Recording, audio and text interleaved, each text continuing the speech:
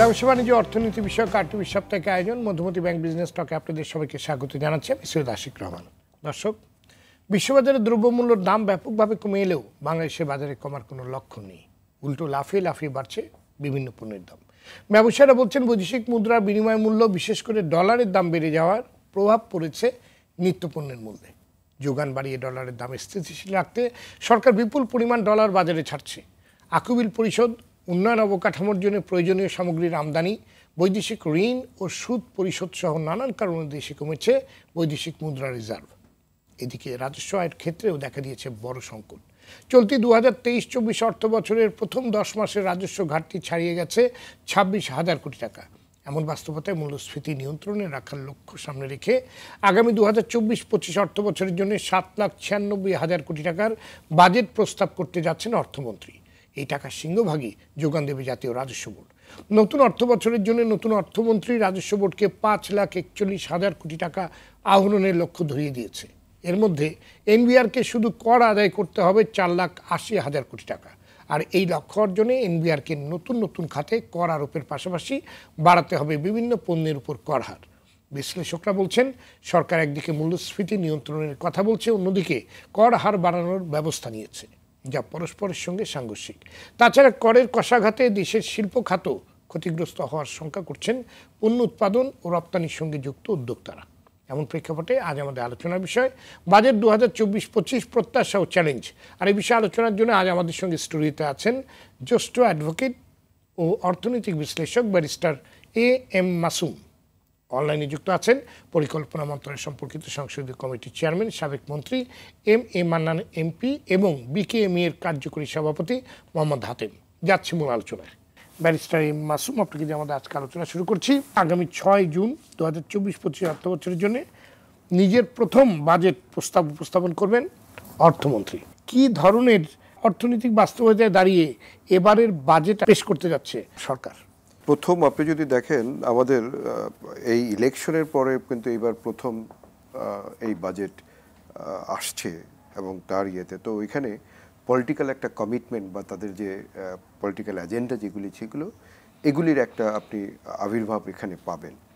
কিন্তু এ ধরনের বাজেট কিন্তু আমাদের আগের যেই ইয়ারগুলিতে আপনি যদি ধরেন এবার স্পেশালি একটু ডিফারেন্ট হবে, কারণ আমরা যেই চ্যালেঞ্জগুলি এবার ফেস করছি, স্পেশালি যে ম্যাক্রো ইকোনমির যে চ্যালেঞ্জগুলি, যেটা আগে আমাদের এরকম স্টেজ খুব কম এসেছে।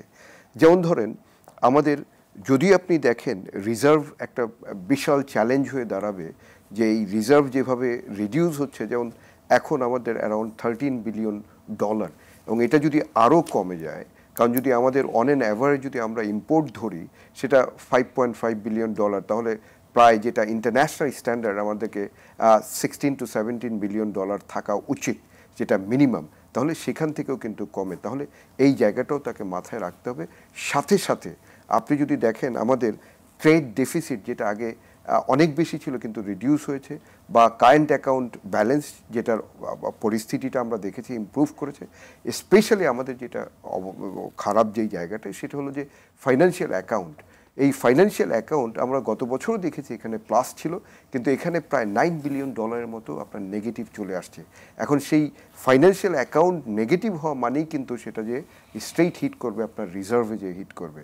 তাহলে এই ফাইন্যান্সিয়াল অ্যাকাউন্টটাকে কিভাবে ইমপ্রুভ করা যায় সেই জায়গাটাতে নজর দিতে হবে। তাহলে সেই জায়গায় যদি নজর দিতে হয় তাহলে তাকে অবশ্যই এই যে আমাদের ডোনেশন, বা আপনি দেখেছেন যে এখানে সবচেয়ে বেশি হিট করেছে সেটা হলো যে ইন্টারেস্ট রেট, যেটা 6.9 করার কারণেই কিন্তু আমরা এই খারাপ অবস্থাতে এসেছি। তো এই জায়গাটা আমার মনে হয় প্রথমতই তারা অ্যাড্রেস করবে, এবং কিভাবে এই প্রতিকূলতা সিচুয়েশন থেকে ওভারকাম করা যায়, দ্যাট ইজ নাম্বার ওয়ান।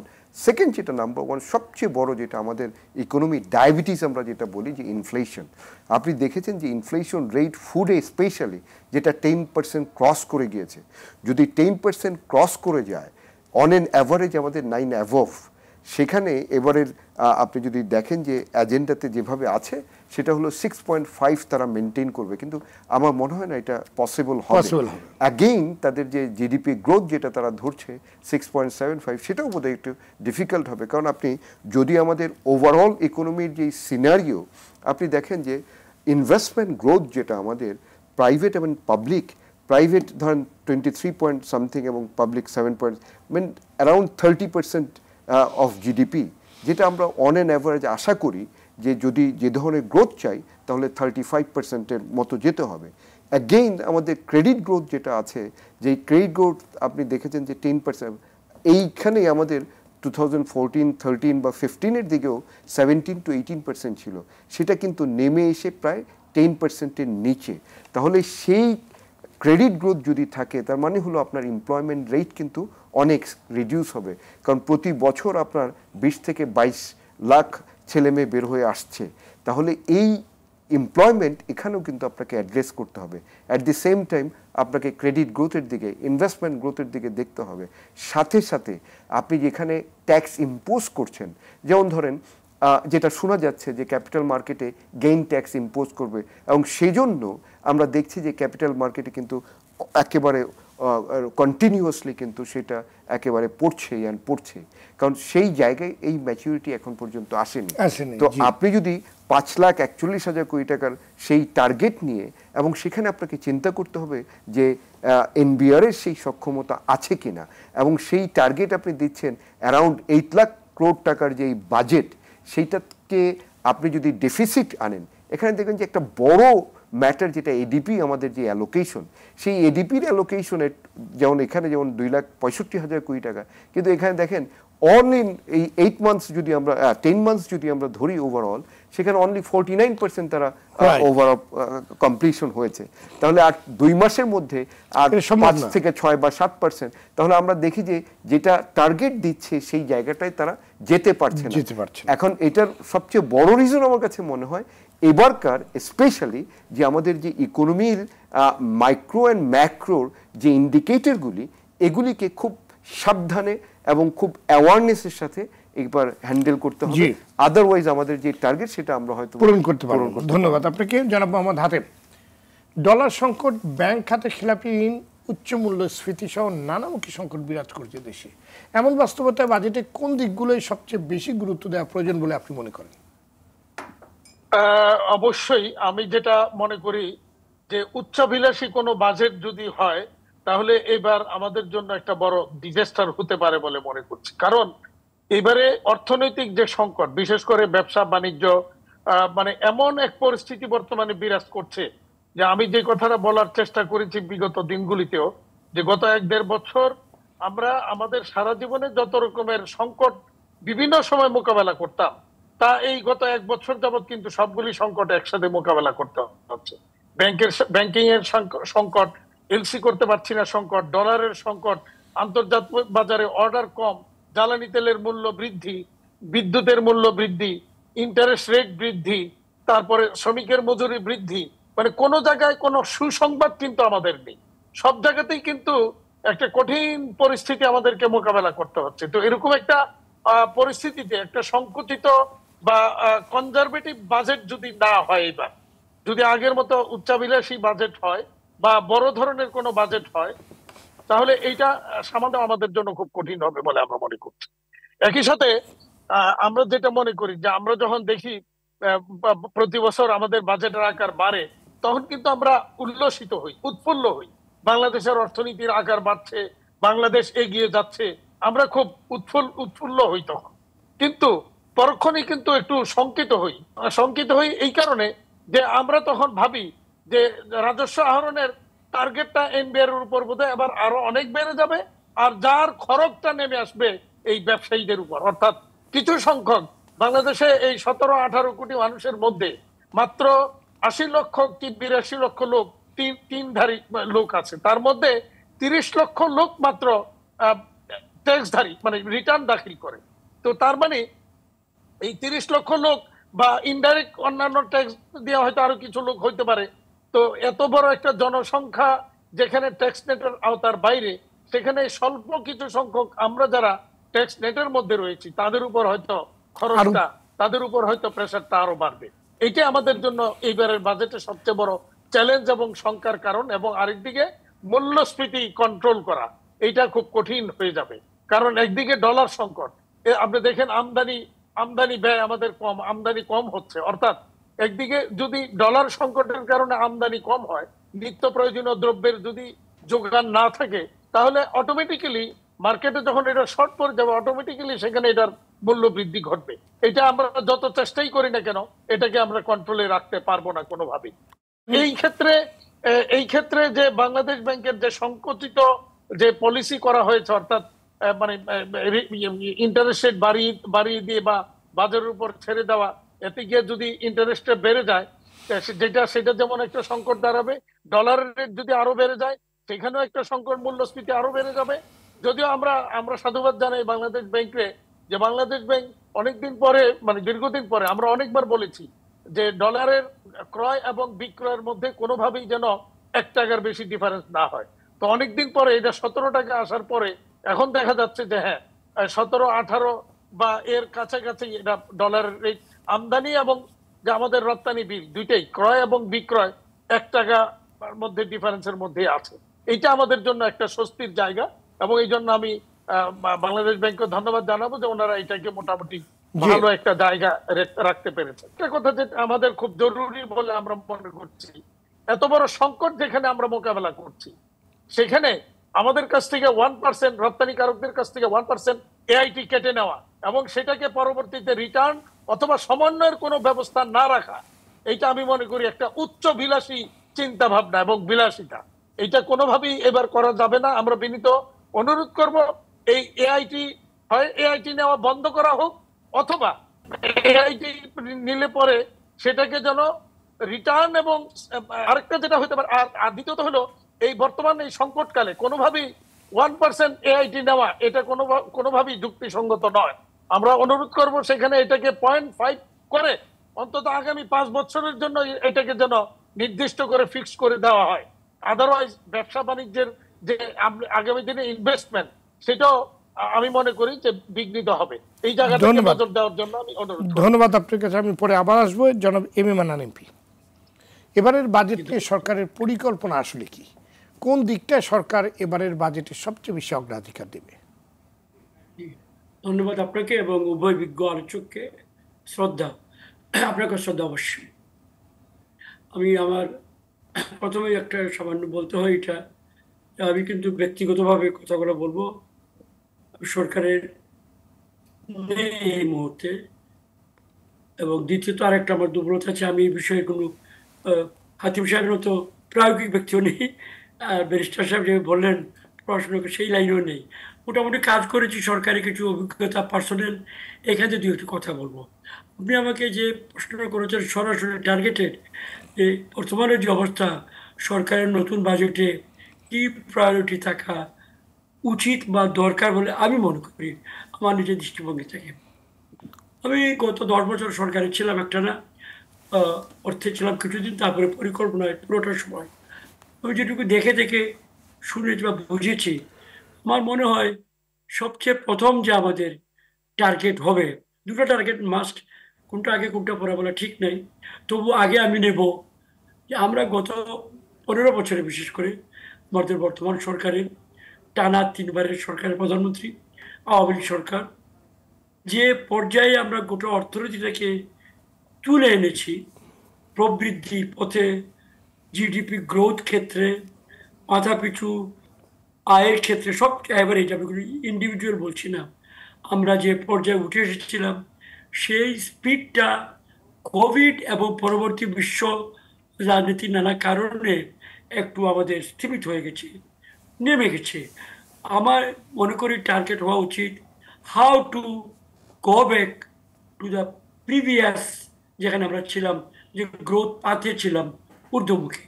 এইটা এই মুহূর্তে নয়, যদিও সরকার বলছে এই বছরে গ্রোথ 7.5 বা 8, আমার মনে হয় না এটা সম্ভব হবে। বিশ্বব্যাংক বোধহয় 5-6 কথা বলেছে, এশীয় উন্নয়ন ব্যাংক বোধহয় এই পয়েন্টগুলো বলেছে। আমিও রক্ষণশীল মনোভাব আমার এইখানে। তবে মোর ইম্পর্ট্যান্ট হবে এটাকে, যে এক্সেলারেশনটাকে আর যাতে নিচে না যায়, সামনের দিকে নিয়ে যাওয়ার একটা জোর প্রচেষ্টা। কীভাবে হবে সেটা? সেটার জন্য আমার ইনভেস্টমেন্ট এবং ইনভেস্টমেন্টের সঙ্গে সঙ্গে কিছু কিছু ইন্টারনাল মেকানিজম অ্যাপ্লাই করতে হবে। Price mechanism, monetary mechanism, fiscal mechanism, ওর আবার ইনফ্লেশনের উপরে সরাসরি হাত আসলে পরে আসবো। প্রবৃদ্ধির জন্য আমাকে হেভি বিনিয়োগ যে লাইনে আমরা ছিলাম, আমি ব্যক্তিগত মনে করি ধরে রাখতেই হবে। ইভেন যদি কিছু আমাদের পেনফুল হয় সরকারের জন্য বা আমাদের সমাজের জন্য as whole, I am in favour of maintaining the higher growth path. যেমন ফর এক্সাম্পল পদ্মা ব্রিজ বা কক্সবাজার রেল অথবা ঢাকা মেট্রো রেল, এই ধরনের এগুলো কিন্তু চোখ ধাঁধানোর প্রকল্প নয় অনেকে বলেন। আমি সেইভাবে এগুলোকে দেখি না। এগুলো খুবই প্রয়োজনীয়, বিশেষ করে পদ্মা এবং মেট্রো রেল দুটি অতি উচ্চ পর্যায়ের গ্রোথ ট্রাজেক্টরি সহায়ক। আমি আরো বেশি পদ্মা, আরো বেশি মেট্রো রেলের পক্ষে। এই জন্য আমাদেরকে রেভিনিউ জোগাড় করতে হবে। একটা বাই প্রোডাক্ট হয়ে যাবে আমাদের যেটা হচ্ছে এখন ইনফ্লেশন, দ্রব্যমূল্য বৃদ্ধি। কষ্ট হবে, এটি নো ডাউট, এটা খুব খুশির ব্যাপার নয়। তবে এটাও তো স্বীকার করতে হবে, আমাদের মতো প্রবৃদ্ধির চাপে থাকা যে সকল দেশ আছে, আমি বুড়ো অর্থনীতি ইংল্যান্ড, জার্মানি, ফ্রান্স, আমেরিকার কথা বলছিলাম, আমাদের মতো তরুণ অর্থনীতি যেগুলো আছে আর পৃথিবীতে, আমরা সবাই প্রবৃদ্ধি আমাদের প্রয়োজন, নইলে আমরা আরও তলিয়ে যাব। সে প্রবৃদ্ধির প্রয়োজনে আমাদেরকে নানাভাবে ইনভেস্টমেন্টের মাত্রাটাকে চাপে রাখতে হবে, থার্ড গিয়ারে, ফোর্থ গিয়ারে রাখতে হবে। এর জন্য আমাকে রেভিনিউ সংস্কার করতে হবে।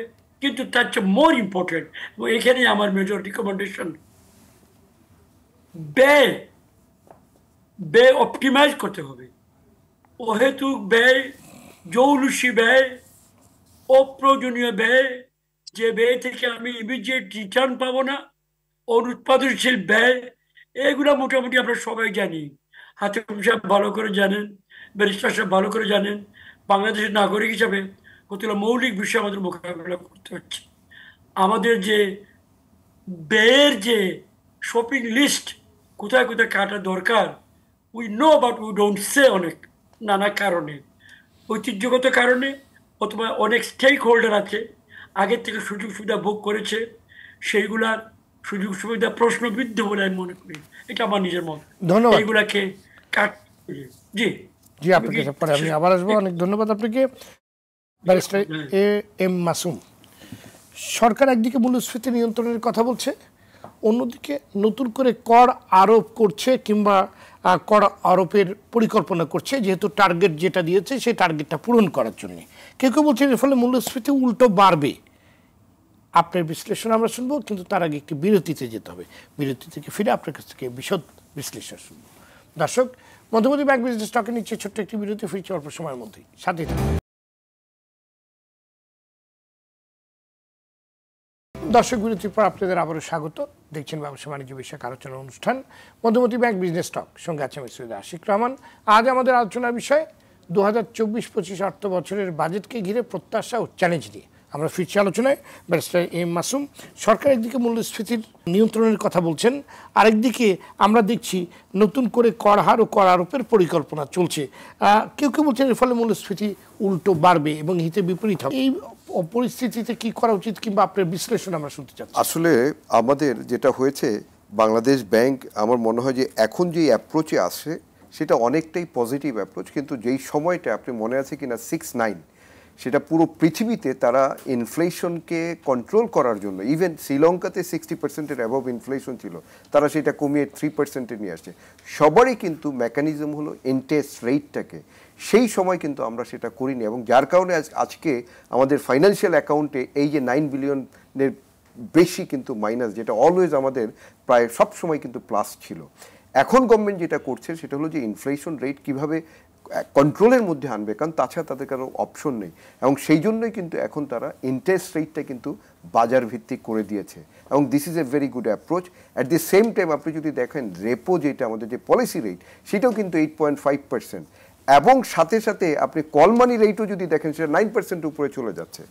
কারণটা হলো কি, কারণ গভর্নমেন্ট যে কোনো মানে উপায়ে এই ইনফ্লেশনটাকে কন্ট্রোল করতে চেষ্টা করছে, এবং সেই জন্যই কিন্তু আপনার ইভেন এই যে প্রাইভেট ক্রেডিট গ্রোথ, সেটাও কিন্তু অনেক কমে চলে আসছে, প্রায় to 10%, কারণ গভর্নমেন্ট আপনি যখন দেখছেন যে ব্যাংকিং সেক্টরের ইনভেস্টমেন্টটা ট্রেজারি বিল বা বন্ডে চলে যাচ্ছে, এবং ইভেন আপনি যদি লিকুইডিটি ক্রাইসিস কিন্তু চলছে। জেনারেলি আমরা সবসময় দেখছি যে 2 লাখ করোড় টাকার উপরে বেশি ছিল, কিন্তু এখন যেটা আসছে ব্যাংকিং সেক্টরে আপনার লিকুইডিটি অনলি 1.68 করোড় টাকা আছে, 6-8 লাখ করোড় টাকা, কিন্তু তাহলে লিকুইডিটিও অনেক কম। তাহলে এখন যেটা গভর্নমেন্টের এই যে 8 লাখ করোড় টাকার যে বাজেট, সেই বাজেটকে আপনার এক্সপেন্ডিচারকে সাপোর্ট দিতে হলে তো আপনাকে আর্নিং লাগবে, আর্নিং ছাড়া তো আর আপনার কোনো ওয়ে নেই। এখন budget deficit at the same time, সেটা হলো যে বড়োইং করে আপনি 2 লাখ করোড় টাকার মতো বড়োইং করে আপনি এই 8 লাখ করোড় টাকার বাজেট যদি আপনি দেন, সেটা তো হয় না। তো সেই জন্য গভর্নমেন্টকে যেটা করতে হবে, যেটা গভর্নমেন্ট চেষ্টা করছে, যে এই নেটটা না বাড়িয়ে, যেমন আমাদের 1 করোড় প্রায় টেন হোল্ডার, সেখানে অনলি 35 লাখ আমাদের টেনের রিটার্ন সাবমিট করছে। আর তার মানে হলো টোটাল যারা করছে না, আমাদের প্রায় 2,88,000 রেজিস্টার্ড কোম্পানি, সেখানে অনলি 24,000 কোম্পানি যারা রিটার্ন সাবমিট করে। এই যে যেই জায়গাগুলি গভর্নমেন্টের দেখা উচিত, সেই জায়গাগুলি এনবিআর এর সেই জায়গাগুলি তারা এক্সপ্লোর না করে। আমরা কিন্তু এই বিষয়টা নিয়ে দীর্ঘদিন আলোচনা করছি যে আপনার এনবিআর এর সহজ কাজটা কি, যে আপনার ট্যাক্স বাড়িয়ে যারা ইম্পোজ তাদেরকে রিটার্ন, মানে যারা দিচ্ছে তাদের উপর আরো বেশি ইম্পোজ করা হচ্ছে। আমরা আরো কোন কোন খাত থেকে নিতে পারি, আমরা ট্যাক্স নেটটা কিভাবে বাড়াতে পারি, সেটাখানে না গিয়ে একটা সহজ কাজ করছি, এবং অ্যাজ এ রেজাল্ট অলরেডি কিন্তু মূল্যস্ফীতির মধ্যে আছি, আমরা অনেক জায়গায় নিয়ন্ত্রণ করতে পারছি না, মানে একটা উচ্চ মূল্যস্ফীতির মধ্যে আছি, এবং সাথে সাথে আনএমপ্লয়মেন্ট রেট কিন্তু অনেক বেড়ে যাচ্ছে। তার উপরে যদি আপনার এই যে নতুন করে করা হয়, এবং যে সকল জায়গায় করার উপর কথা শুনছি, সেটা তো আসলে ব্যবসা বান্ধব নয়, কিংবা তার জন্য আমরা দেখছি ক্যাপিটাল মার্কেট একেবারে কন্টিনিউয়াসলি ফল করছে, বিকজ যখনই শুনছে যে মুনাফার উপরে আপনার গেইন ট্যাক্স ইম্পোজ করা হবে, তখন থেকে পড়া শুরু করেছে।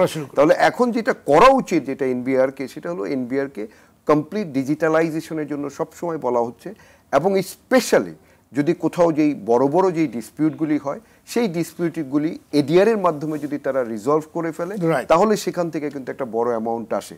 আর যেটা ট্যাক্স নেট, যেটা আমরা বারবার বলছি, যারা দিচ্ছে যে 30 লাখ বা 35 লাখ, তার বাহিরে যেটা প্রায় আপনার 7 করোড়ের মতো লোকজন যারা একটা মোটামুটি হেলদি ইনকামের মধ্যে আছে, তাহলে আমরা অনায়াসে 4 কোটি বা 4.5 কোটির পর্যন্ত কিন্তু আমরা ট্যাক্স নেট বাড়াতে পারি।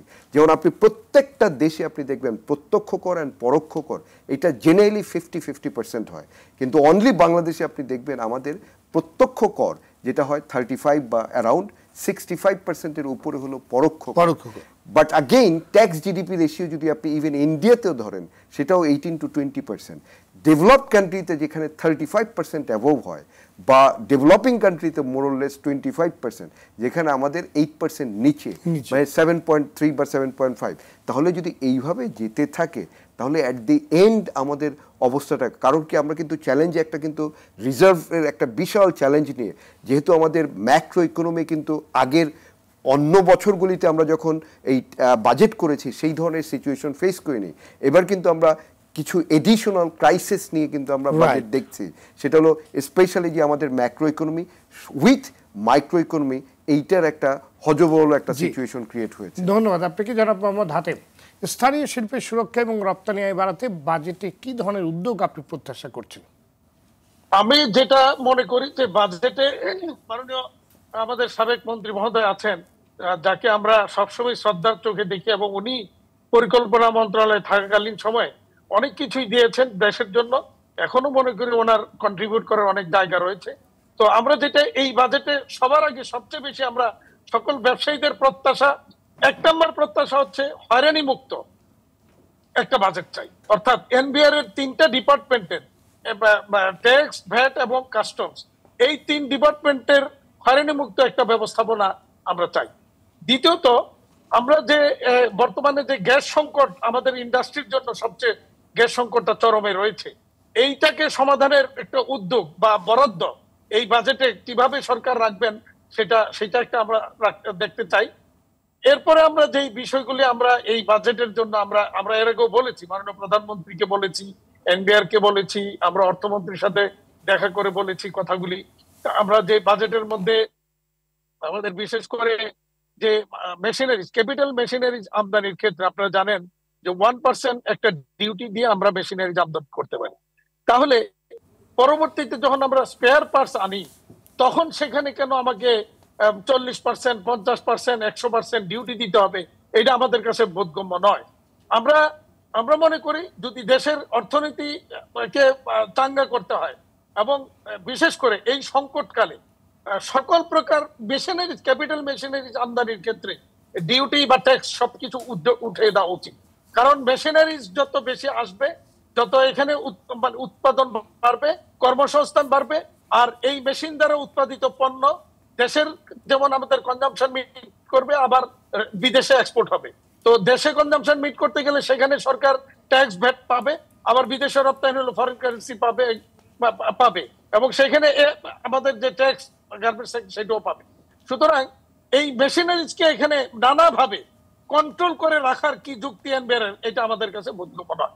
এবং সেখানে ওনারা যেটা করেছেন যে একটা প্রত্যয়নপত্র নিতে হবে ভ্যাট, বিভাগীয় ভ্যাট দপ্তর থেকে, এবং ওই প্রত্যয়নপত্র নিতে যাওয়া তো বুঝতেই পারছেন সেটা কত রকমের বিড়ম্বনার কাজ। আমার কথা হচ্ছে প্রত্যয়নপত্র নিতে হবে কেন? আমি কমপ্লায়েন্ট কিনা সেটা এখন এই ডিজিটাল যুগে আজকেও যদি, যেখানে আমরা এখন মিডল ইনকাম কান্ট্রি থেকে আমরা এলডিসি গ্রাজুয়েশনে যাচ্ছি, সেখানে কেন এখন আমাদেরকে ওই একটা হাতে হাতে গিয়ে কাগজপত্র নিয়ে জমা দিতে হবে? এই সিস্টেম থেকে আমরা কি আদৌ কোনোদিন বেরোতে পারবো না? এটাকে আমি অবশ্যই মনে করি যে সম্পূর্ণ ডিজিটালাইজেশন অনলাইন সিস্টেমে করা উচিত। হ্যাঁ, যদি কাস্টমস পয়েন্টে যদি ওখানে আমাদের ক্যাপিটাল এনিথিং কোনো নেওয়ার ক্ষেত্রে যদি মনে করে যে সেখানে তারা দেখবে, তাহলে তারা অনলাইনে দেখে নিবে যে আমার সবকিছু ক্লিয়ার আছে কিনা, সব আপ টু ডেট আছে কিনা। কেন আমাকে প্রত্যয়নপত্র নিতে হবে? এই প্রত্যয়নপত্র নিতে গেলে দেখা যায় যে সেখানে যেমন একটা বিড়ম্বনার শিকার আমাদের হতে হয়, হয়রানির শিকার হতে হয়, আবার বিলম্বিত হয়। ততক্ষণে দেখা যায় যে আমার মালপত্র চিরাঙ্কের পরে আছে, সেখানে পোর্টে মানুষ দেওয়া লাগতেছে এবং নানা রকমের অসুবিধার মুখোমুখি হতে হচ্ছে। তো এই জায়গাগুলি আমি মনে করি অ্যাড্রেস করা উচিত যৌক্তিক ভাবে। এবং সেখানে এই এই এই যে যত রকমের সম্পৃক্ততা অন্তত রপ্তানিমুখী শিল্পের সাথে আছে, এটাকে প্রত্যাহার করার জন্য আমি অনুরোধ করব। কারণ একদিকে বলা হচ্ছে ভ্যাটের মানে রপ্তানিমুখী শিল্প ভ্যাট মুক্ত, আবার অপরদিকে দেখা যাচ্ছে নানা রকমের ভ্যাটের অত্যাচার আমাদেরকে ফেস করতে হচ্ছে। রাস্তাঘাটে আমাদের গাড়ি আটকে দেওয়া হচ্ছে, মূসকের ওই ফর্ম আছে কিনা, ভ্যাটের ওই ফর্ম আছে কিনা, না থাকলে সেখানে গাড়ি আটকে রেখে জরিমানা করা হচ্ছে। এই সমস্ত জিনিসগুলো আমার মনে হয় বন্ধ করা উচিত যদি শিল্পকে এগিয়ে নিতে হয় এবং দেশের অর্থনীতিকে যদি এই বর্তমান প্রেক্ষাপটে যদি চাঙ্গা করতে হয়, তাহলে এই জায়গাটাকে আমার মনে হয় একটু চিন্তা ভাবনা মাইন্ডসেট করে এই জায়গাটাকে। ধন্যবাদ আপনাকে। আমাদের আলোচনা শেষ পর্যায়ে জনাব এম এ মান্নান এমপি, কেউ বলছেন ব্যয়ের জন্য প্রয়োজনীয় আয় করতে গিয়ে সরকার জনগণের উপর বোঝা চাপানোর পরিকল্পনা করছে। আপনার বিশ্লেষণ শুনতে চাই। একটা কথা আপনার সামনে বলছি, আমাদের তো নয়, কোনো দায়িত্বশীল সরকার পৃথিবীতে জনগণের কর চাপাবা বা অন্য কোনোভাবে চাপাবার জন্য কোনো পরিকল্পনা করে না। আমাদের সরকার তো মোটেও করে না। কতগুলো বাস্তবিক কারণে সরকারে এগুলো করতে হয়, সেগুলো আপনি আমি সবাই জানেন। জনাব হাতিমের প্রায়োগিক তাত্ত্বিক নয় একটা বিষয়ে তার আলোচনা এসছে, খুবই জরুরি। আমাদের সমস্যার একটা অন্যতম দুর্বল সাইড, এটা সব সিস্টেমটাকে পীড়াদায়ক করতে হলে এই যে বললেন উনি, এখানে যাও ওখানে যাও ঘুরো, হার্ড কপির জন্য ওয়েট করে, সিস্টেম আছে অমুকের জন্য ওয়েট করে, এই যে আমলাতান্ত্রিকতা, আমলাতন্ত্র, স্ফীত আমলাতন্ত্র, বিশাল আমলাতন্ত্র, এবং যে আমলাতন্ত্র যুগোপযোগী নয়, যে আমলাতন্ত্রের জন্য আমাদের সরকার, বর্তমান সরকার সাহসের সঙ্গে ডিজিটাল কম্পিউটারাইজ নানা টেকনোলজি হাতের সামনে নিয়ে এসছে, কিন্তু আমি বলবো তারা এটা মনে প্রাণে গ্রহণ করে নাই। তারা এখনো অপেক্ষা করছেন সেই পুরনো দিনের জন্য। আসবে, কথা বলবে, আবার আসবে, আবার কথা বলবে, সেই চিরাচরিত ব্রিটিশ পাকিস্তানি মনোভাব। এইখানে আমাদের একটা সমস্যার বড় দিক। জনাব উপস্থাপক মহোদয়, আপনার একটা মন্তব্য জেনে রাইট কি রং ব্যারিস্টার মাসুম বলবেন। আপনি বললেন যে কর করলেই ইনফ্লেশনে বাড়াবে। I don't take it in my ক্ষুদ্র নলেজ। কর করলে বরঞ্চ ডিফ্লেশনারি প্রেশার আসার কথা। কর করলে যারা কর দেয় তাদের হাতে ক্যাশ কমবে, তাদের হাতে স্পেন্ডিং মানি কমবে, বাজারের চাপ কমবে। And that is a dangerous trend. Inflation হচ্ছে ডিফ্লেশন আরও খারাপ। বিনিয়োগ হবে না, ব্যবসা বাণিজ্য হবে না, উৎপাদন নাই, নিম্ন মাত্রায় চলে যাবে সার্বিক জীবনযাত্রার মান। একটু গরম লাগলেও, মুদ্রাস্ফীতি গরম লাগলেও আমাদেরকে গরমের মাঝখান দিয়ে কন্টিনিউয়াসলি আমাদের অর্থনীতিকে ঊর্ধ্ব লুকে নিয়ে যেতে হবে। এবং সেই কাজটা জননেত্রী শেখ হাসিনা আমার মাননীয় প্রধানমন্ত্রী করছেন। আমি রিস্ক নিয়ে সেই দ্বারে এখনো যাব, বা আমি মনে করি we are on the right path. ধন্যবাদ। ধন্যবাদ আপনাদের সবাইকে আজকে আলোচনায় যোগ দেওয়ার জন্য। দর্শক, ডলারের উচ্চ বিনিময় মূল্য, উচ্চ খেলাপি ঋণ, উচ্চ মূল্যস্ফীতি, ব্যাংক ঋণে সুদহার বৃদ্ধি, কর্মসংস্থান সৃষ্টি সহায়ক বিনিয়োগে মন্দাভাব, রাজস্ব ঘাটতি সহ নানামুখী চ্যালেঞ্জের মুখে দাঁড়িয়ে এবারের বাজেট ঘোষণা করতে যাচ্ছে সরকার। ফলে এবারের বাজেট প্রণয়নে সর্বোচ্চ সতর্ক থাকা প্রয়োজন বলে মনে করছেন বিশ্লেষকরা। আজকে আলোচকরা যেমনটি বলবার চেষ্টা করেছেন, সত্যিকার অর্থে মূল্যস্ফীতি কমিয়ে আনতে বাজেটে কৌশলী উদ্যোগ নিতে হবে। পণ্যের কর হার না বাড়িয়ে বরং আয়কর সংগ্রহ বাড়াতে হবে। সামর্থ্য থাকার পরেও যারা কর নেটের বাইরে রয়ে গেছেন তাদের চিহ্নিত করে করের আওতায় আনতে হবে। ব্যাংকিং খাতে সুশাসন ও শৃঙ্খলা ফিরিয়ে আনতে বাজেটে সুনির্দিষ্ট গাইডলাইন থাকতে হবে। অগ্রিম করের মতো নিপীড়নমূলক কর প্রত্যাহার করতে হবে। মূল্যস্ফীতি, জলবায়ু পরিবর্তন এবং প্রাকৃতিক দুর্যোগে ক্ষতিগ্রস্ত জনসাধারণের জন্য বাজেটে বিশেষ প্রণোদনার ব্যবস্থা রাখতে হবে। স্থানীয় শিল্পায়ন উৎপাদন উৎসাহিত করতে ব্যাংক ঋণের সুদের হার কমিয়ে আনা এবং বিদ্যুৎ ও জ্বালানি সংকট সমাধানে উদ্যোগ নিতে হবে। বিনিয়োগ বাড়াতে মূলধনী যন্ত্রপাতির আমদানিতে শুল্ক শূন্যে নামিয়ে আনতে হবে। হয়রানি বন্ধে নীতিমালা ও দিক নির্দেশনা বাজেটে থাকতে হবে। দর্শক, আজ এ পর্যন্তই। সবাই ভালো থাকুন, সুস্থ থাকুন। সঙ্গে থাকার জন্য ধন্যবাদ।